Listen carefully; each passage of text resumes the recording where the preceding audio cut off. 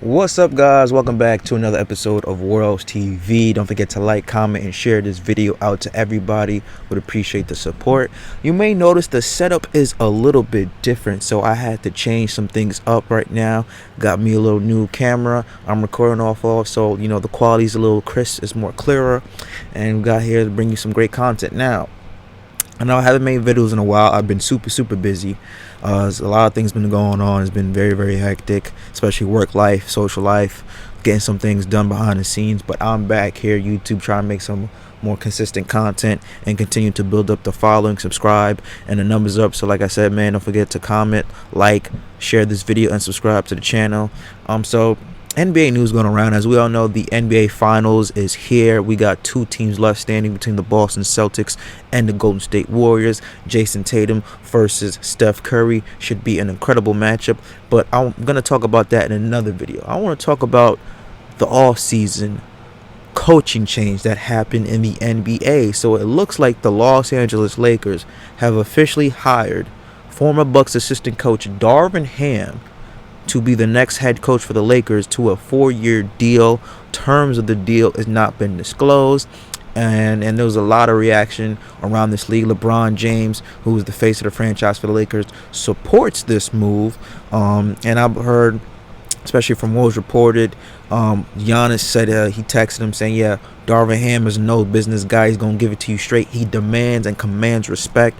Obviously, he was a very solid player. Won a championship with the 04 Pistons teams, and then won a championship last year with the Bucks as an assistant coach. So he knows what it takes to win a title, both as a player and a coach. And now he'll be the main guy in charge for the Lakers. Now, my overall thoughts about this hiring for the Lakers is that, one, they had no choice but to hire him.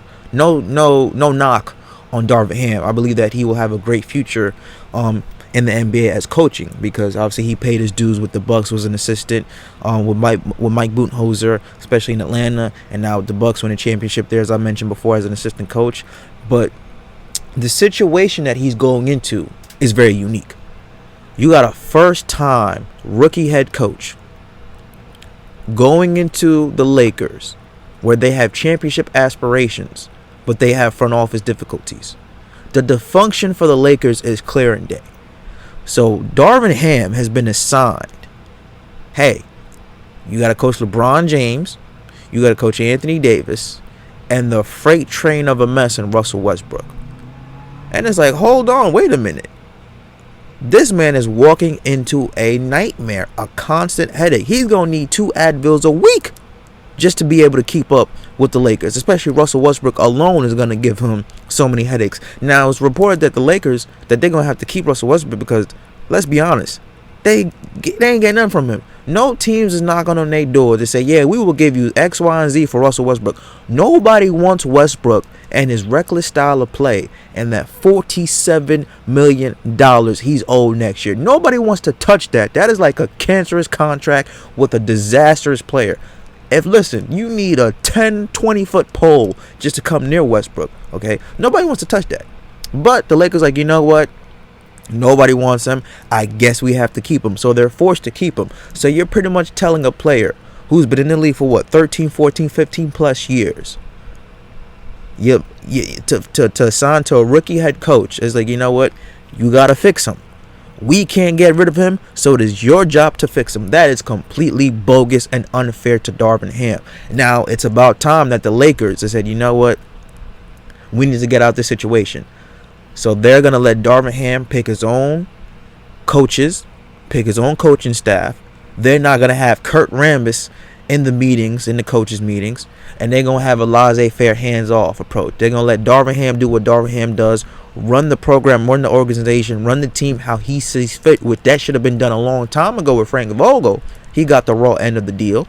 But now they're like, you know what? We got to give a coach a fair chance to coach this team. And so we'll see what's going to happen. But to think, again, Frank Vogel got the crappy end of that Lakers deal to talk about, yeah, well, we want you, we're going to hire you, because let's be real, like they really didn't have much options in the coaching market, and Frank Vogel was desperate for a job, so it's like, yeah, I'll take it. It's like, okay, well, we're going to pick a coaching staff. There's a reason why the Lakers couldn't hire Tyronn Lue, because they didn't want to guarantee him a whole bunch of money. There's a reason why the Lakers couldn't hire Monty Williams, because they didn't want to guarantee him a whole bunch of money. You know, and they wanted to lowball him, and they said, yeah, we're going to pick a coaching staff for you. Coaches who have previous past experiences coaching in the NBA and has had success coaching in the NBA. You don't lowball those type of players, those type of coaches, I meant. You just don't do that. And the Lakers screwed themselves out of 2 great coaching candidates. Look what Ty Lue is doing in the basement for the Clippers. No Kawhi this year, no Paul George for the most year. They were fighting for the 8th seed in the playoffs. I believe they make the playoffs, actually, to be corrected. Or if not, but they were still fighting in position without their best player and without their second best player on the team.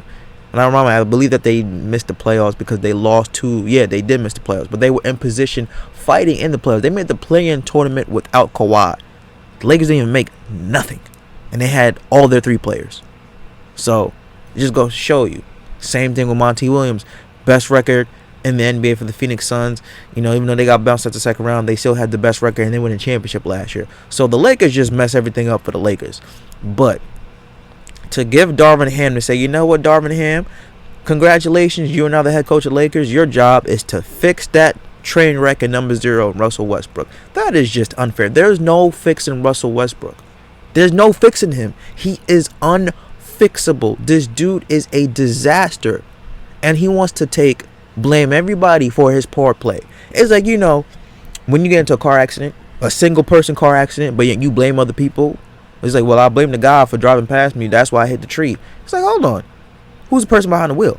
Who owns this car? Whose name is on the registration? And you blaming somebody else who had nothing to do with you getting into a solo car accident? The nerve of Russell Westbrook. This dude lacks accountability. You cannot fix somebody who does not see fault in their own eyes. Russell Westbrook sees nothing wrong with his style of play. He sees nothing wrong with him being on 4 teams in 4 years. He sees nothing wrong with him having star after star after star player leaving him. KD left him. Paul George left him. Melo left him. Bradley Beal left him. It's like, there's a reason why he got traded from 4 teams in 4 years. It's like, listen, I can't play with this guy. He's reckless. He turns the ball over at a high rate. He takes reckless shots. He might be a good teammate off the court, but on the court, when we were trying to play team basketball, he's worried about his own numbers, and he's very selfish. And that's the thing with Russell Westbrook. And he said, yeah, I could be able to buy in. I'm going to do whatever it takes for us to win a championship here in LA. But he's still playing his old ways. That ways that got him a triple-double is not going to be the way for you to get a championship, Russell Westbrook. And he has not learned that yet. And they talk about, well, maybe you need to take him out to dinner and just smooth talk. Listen, I ain't taking no grown-ass man to no dinner. You are a professional basketball player. You wanted to be here. So it is your job to figure it out with this new head coach. It's not the new head coach. It's partially the new head coach's job to figure it out. But you wanted to be here, Westbrook. So you got to stop pouting and complaining like a little bee. Go up to the front office. Go up to management. Go up to the new head coach. Like, you know what? I'm here to stay. Let's see how we can make this work. What do I need to change in my game for this to work next year so we can have a season of success? That's what Russell Westbrook needs to do. He needs to look himself in the mirror and says, you know what? I am the common denominator, the common factor, and why teams I have been on have not been successful. So it's me. And it can't even be everybody else all the time. It's me. So he needs to seriously take accountability and says, what do I need to do to get better at my game? And that's something Darvin Ham can't help him out. Something Russell Westbrook's got to do himself. But let me know what you guys think about this hiring. Don't forget, it said of the Lakers hiring Darvin Ham as a new head coach.